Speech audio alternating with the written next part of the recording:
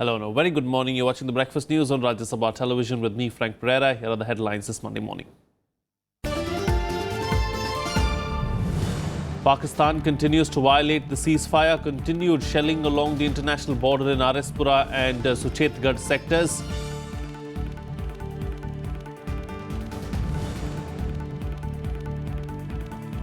Prime Minister spends Diwali with IT, BP and Army jawans in Himachal Pradesh, says OROP has been his lifelong dream and it has been fulfilled.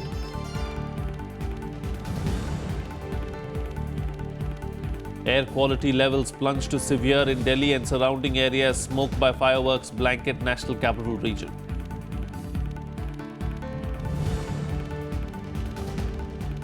Italy continues to be rattled by earthquakes. Fresh quake in central Italy on Sunday damages buildings and leaves thousands homeless.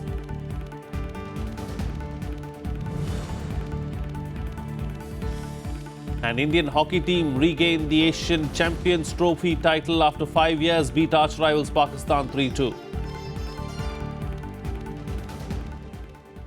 Well, Prime Minister Narendra Modi paid tributes to soldiers on Diwali, spending the day with them at the border in Himachal Pradesh. Modi also said that OROP has been his long-standing dream and his government has fulfilled it. Here's a report. मेरा भी मन करता है दिवाली अपनों के बीच मनाऊं और जो अपने हैं उनके बीच आया हूं और इसीलिए हंसते खेलते हुए दिवाली मनाने आया हूं. Prime Minister Narendra Modi spent Diwali with soldiers of the Indo-Tibetan Border Police and Dogra Scouts of the Indian Army at Sumdo, situated at the Indo-Tibet border in Kinnaur district of Himachal Pradesh. He was accompanied by the National Security Advisor Ajit Doval and Army Chief General Dalbir Singh. जब आप जगते हैं तब वो सोते हैं. अगर आप न जगते तो उनके नसीब नींद भी नहीं होती.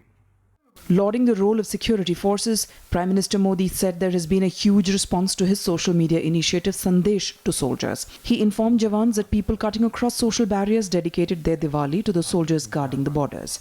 बड़े-बड़े फिल्मी कलाकार हो, खिलाड़ी हो, क्रिकेट जगत के सितारे हो, वैज्ञानिक हो, व्यापारी हो, किसान हो, सरकारी अफसर हो, बाबू हो, मुलाजिम हो, राजनेता हो, मंत्री हो, प्रधानमंत्री हो, स्थानीय काम करने वाला संतरी हो, सब कोई हर एक के दिल दिमाग में जब दिया जला रहा था तो आपका चेहरा उसको दिखाई दे रहा था. Speaking about the one rank one pension scheme, the Prime Minister said it has been his lifelong dream and that 5,500 crore rupees that is part of the first of the 4 installments of the scheme has already been disbursed. पहली किस्त पहुंच चुकी, करीब 5,500 करोड़ रुपए दे चुके हैं. One rank one pension मेरे जीवन का सपना था जिसको मैंने पूरा किया. मेरा वादा था, उस वादे को मैंने किया है. On his way to Sumdo, the Prime Minister made an unscheduled stop at Chango village. He later tweeted he was deeply touched by the reception given by the residents there. Bureau Report, Rajya Sabha TV. Well, a government school was set on fire on Sunday by unidentified people in Anantnag district of Jammu and Kashmir. Fire at the higher secondary senior school broke out on Sunday afternoon. It was doused by 5 fire engines along with the help of locals. Jawahar Navodaya Vidyalaya School in Ashmukam was also set on fire on Saturday night. The cause of the fire in both the incidents has not been ascertained yet. At least 3 schools were burnt in the state in the past 24 hours and are among 20 others where arson has been reported in the last 2 months. Schools in Kashmir Valley have been closed due to a shutdown call by separatist groups. Dozens of schools are also occupied by security forces brought to the valley to contain the unrest. According to the officials, more than 12 lakh students are unable to go to school for the last 4 months in Kashmir.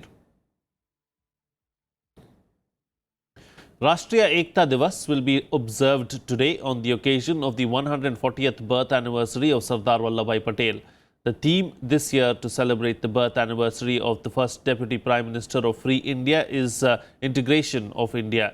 Prime Minister Narendra Modi led the nation in paying tributes to the unifier of India at Patel statue and later in Parliament. He will release a commemorative stamp at a program to be held at India Gate. He will also administer Ekta Pledge and Flag of Unity Run. A digital film on the life of Sardar Patel will be released at a program to be organized by the Ministry of Culture at Pragati Maidan. Various activities are being organized across the country. Celebrations are also being organized in states which union ministers would be attending at different places. Government had last year decided to observe Sardar Patel Jayanti Day as Ekta Divas. This occasion provides an opportunity to reaffirm the inherent strength and resilience of the nation to withstand the threats to its unity, integrity and security. Well, let's take a look now at some other national news in nationwide. India and Sri Lanka will hold ministerial-level talks in New Delhi this week to resolve the fisheries dispute. A 10-member Lankan Fishing Association delegation will leave for New Delhi on November 2nd and the ministerial-level talks will be held on November 5th. External Affairs Minister Sushma Swaraj will meet her Lankan counterpart Mangala Samaravira and Lankan Fisheries Minister Mahinda Amaravira. These talks are to be preceded by talks between the fisher associations of the two countries.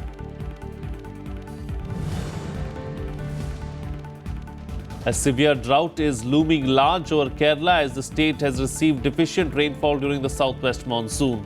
There has been a sharp decrease of rainfall to the tune of 34% during the southwest monsoon. To tackle the situation, the government wants to encourage rainwater harvesting. Chief Minister Pinarayi Vijayan has also said that the state was heading for a severe drought as Kerala had received deficient rains in the southwest monsoon. The government also has plans to rejuvenate at least 10,000 private temple ponds of the total 40,000 in the state. Kerala is now pinning all hopes on the northeastern monsoon, which is yet to set in.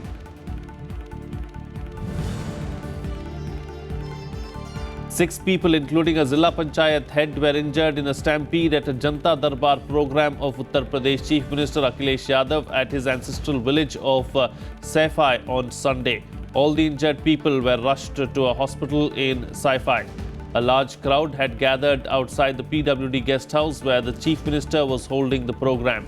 The main gate had to be closed to keep the crowd away. But when it was opened to allow a VIP car, people rushed inside, causing the stampede. Well, addressing the nation through his monthly radio program Man Ki Baat, Prime Minister Narendra Modi greeted the nation on the occasion of Diwali and asked the people to dedicate this year's Diwali to soldiers. He lauded the valor and sacrifices of soldiers. Prime Minister Narendra Modi also urged people to mark Sardar Vallabhbhai Patel's birth anniversary on Monday during his radio program. He also added that on Sardar Patel's birthday, history remembers how Sikh people all over the country faced violence and pain after Indira Gandhi's assassination. Prime Minister Modi requested people to share their thoughts and inputs for the forthcoming program on the Narendra Modi app and MyGov Open Forum.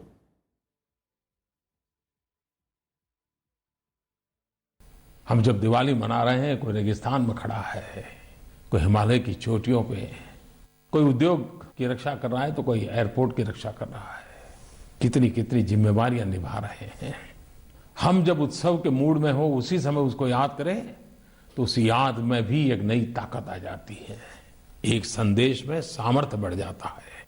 मेरे प्यारे देशवासियों, कल 31 अक्टूबर इस देश के महापुरुष भारत की एकता को ही जिन्होंने अपने जीवन का मंत्र बनाया, जी के दिखाया, ऐसे सरदार वल्लभ भाई पटेल का जन्म जयंती का पर्व है।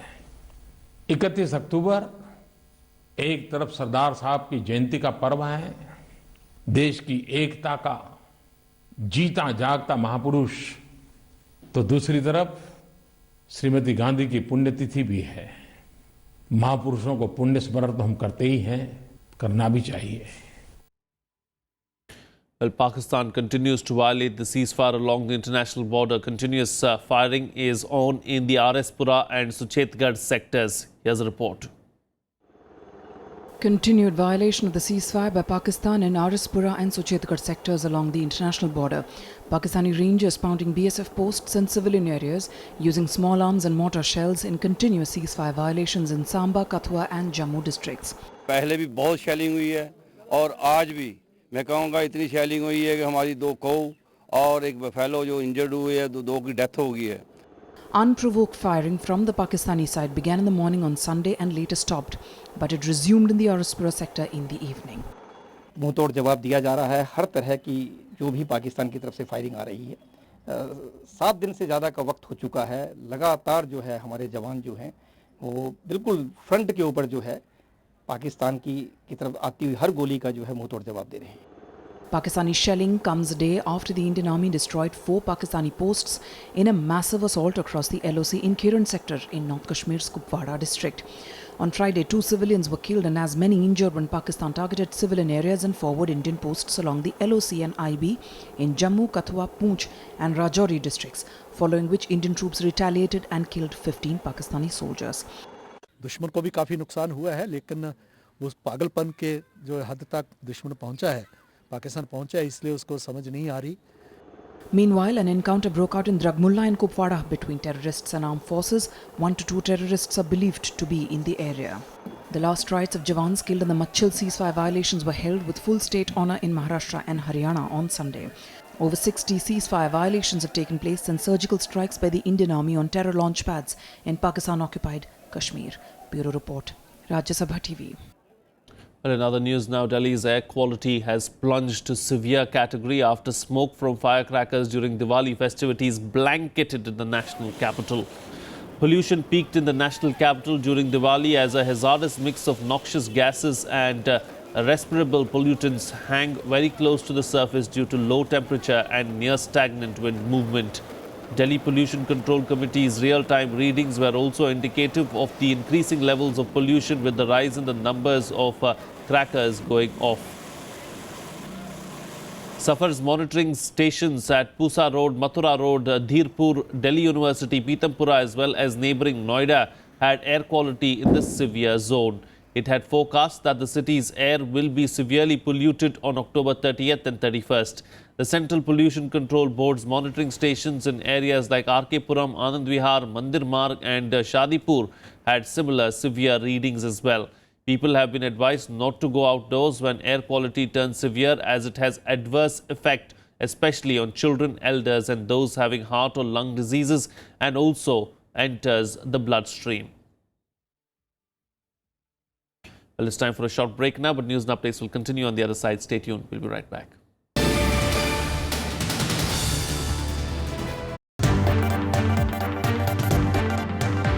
I'm Amritan Shura and you're watching Constitutionally Yours.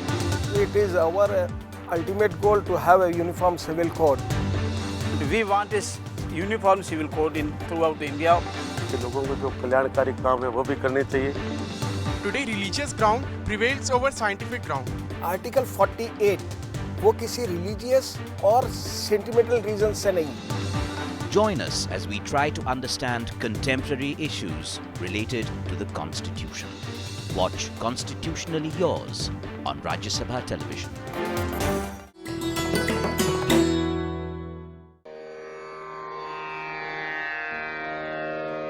The sacred relics of Buddha were unearthed in Piprava in Uttar Pradesh. Buddhist monks from all over the world visit the National Museum to pay their respects. These charred bone fragments of Buddha are housed in the gold canopy gifted by the royal family of Thailand.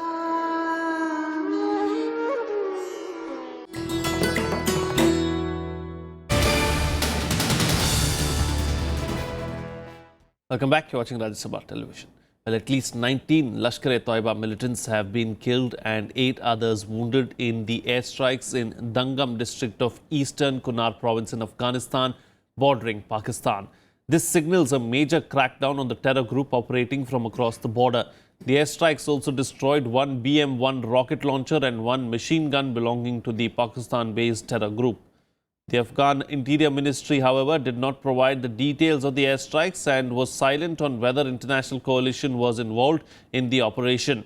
The action against the terror group comes as local officials in neighboring Nuristan province said that the LET is attempting to establish bases in eastern parts of Afghanistan. The group, one of the largest and most proficient of the Kashmir-focused militant groups, was accused of coordinating and carrying out attacks on Indian consulate in western Herat province of Afghanistan in 2014. Meanwhile, last month, Afghanistan's Vice President Sarwar Danish had accused Pakistan of waging an undeclared war on its people by plotting merciless terror attacks and training and financing groups like the Taliban and the Haqqani network. More international news now. On Sunday, a powerful earthquake hit and already rattled Italy. The quake, believed to be the strongest since 1980, struck the center of the country, coming just 4 days after two back-to-back quakes that severely damaged buildings and left thousands homeless in the area. The trembler on Sunday also caused fresh damage to the towns that had been destroyed by a quake that killed nearly 300 people in August. Just 3 days after central Italy shook due to two earthquakes, the horror returned on Sunday morning, with another powerful 6.6 magnitude earthquake injuring at least 20 people. There have been no deaths reported so far, mainly because the residents had not returned after a devastating quake here in August, which had killed nearly 300 people and flattened entire villages. However, like medieval Basilica of Saint Benedict in Norcia, many historic buildings and structures were destroyed. Il 24 agosto fa il terremoto, arrivano le tende per emergenza, dopo 20 giorni le tende se levano, perché non dobbiamo far vedere che qui è zona terremotata, perché c'è il parco che non vuole far mettere i moduli. Ci sono state persone che si sono offerte di pagarle personalmente i moduli. Scosse quindi importanti, sono nuovi crolli, è stato il crollo qui a Norcia, della Basilica di San Benedetto. Poco fa, sotto un'altra importante scossa, è crollato la chiesa di San Francesco. Sono continue scosse, si ripetono in questo momento all'interno del... The quake struck 6 kilometers north of Norcia and was felt as far north as the Alps and as far south as Rome, some 90 kilometers away. The metro in Rome has been shut down. Schools in Rome will be closed too to check for the building's stability. In the town of Norcia, close to the epicenter of earthquake, there have been about 200 aftershocks since Sunday's quake. Electrical power is out for many thousands of residences. Many roads were blocked with the debris or cracks. Most locals are spending the night in tents pitched near the town. Italian Prime Minister Matteo Renzi has vowed to rebuild damaged villages. With winters approaching, rebuilding is a major challenge. Ma soprattutto diamo un messaggio alle popolazioni. Noi ricostruiremo tutto. Le case, le chiese, gli esercizi commerciali. Stiamo parlando di territori meravigliosi. Stiamo parlando di territori che fanno della bellezza e della capacità di accoglienza il punto fondamentale. Italy sits on two geological fault lines, making it one of the most seismically active countries in Europe. The government allocated about $44 million to the stricken zones after Wednesday's quakes, and more would be set aside to deal with the fresh damage. Bureau Report, Rajya Sabha TV.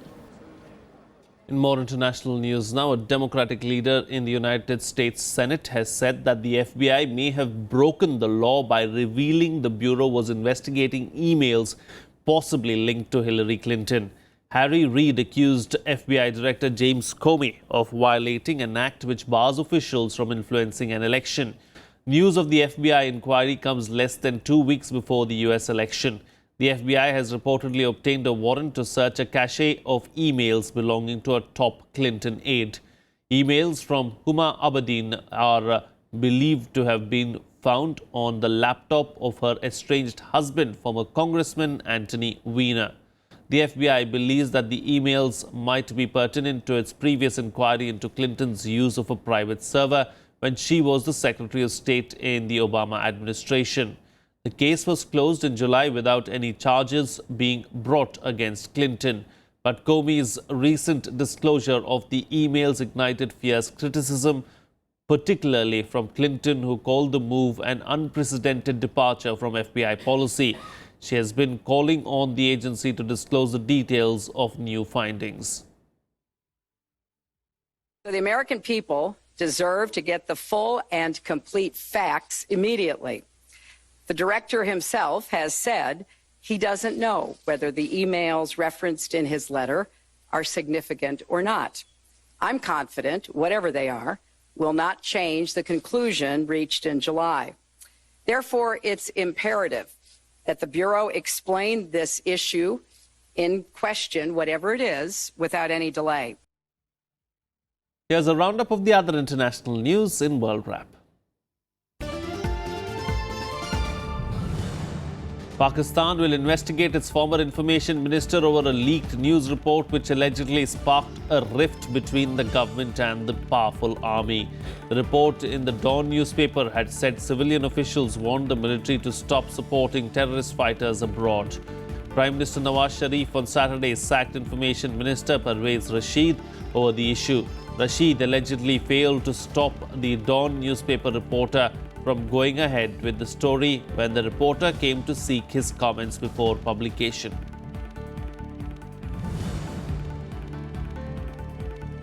The European Union and Canada have signed a long-delayed landmark trade deal following weeks of uncertainty due to opposition in Belgium. The deal was signed in Brussels by Canadian Prime Minister Justin Trudeau and top EU officials. The signing ceremony, initially planned for Thursday, had been cancelled after Belgium's Wallonia region vetoed the agreement. All 28 EU states approved the deal on Friday when consensus was reached. The UN Special Envoy for Syria, Staffan de Mistura, says that he is appalled and shocked that rebels in Syrian city of Aleppo are targeting civilians. He said the relentless and indiscriminate rocket attacks had killed scores of civilians in the past 48 hours, adding that such attacks could amount to war crimes. On Friday, rebels began an offensive aimed at breaking the government siege of East Aleppo.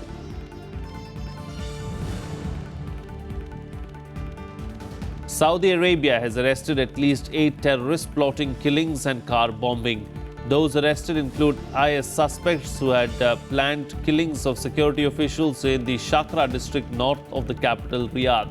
Other terrorists had planned to attack civilians in the eastern city of Qatil and also a car bomb attack on a visiting UAE football team at a stadium in the city of Jeddah. Well, time for another breather on the program right now, but we'll be right back.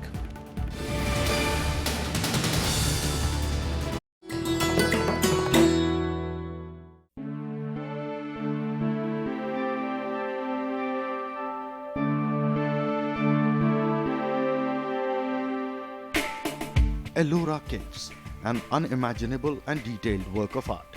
The finest example of rock cave temple in India with 34 caves. Built by the rulers of the Rashtrakuta dynasty between 350 AD and 1000 AD. Striking sculptures and murals are the hallmark of the caves. The Kailash temple is the largest monolith structure of the world, an impressive 15-feet statue of Buddha seated in two-story structure of stupa with all the grace. It took about 5 centuries to complete the structure, made with 200,000 tons of rock.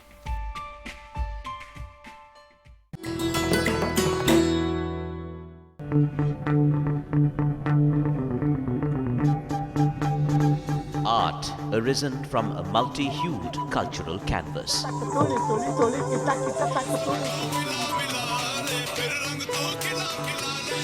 Tradition and cultural fervor dating back centuries.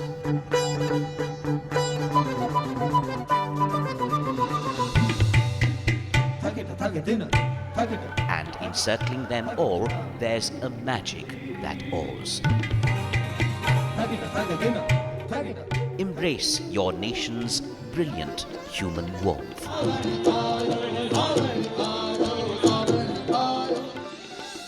Watch Colours of India, Sundays at 9:30 p.m. on Rajya Sabha television.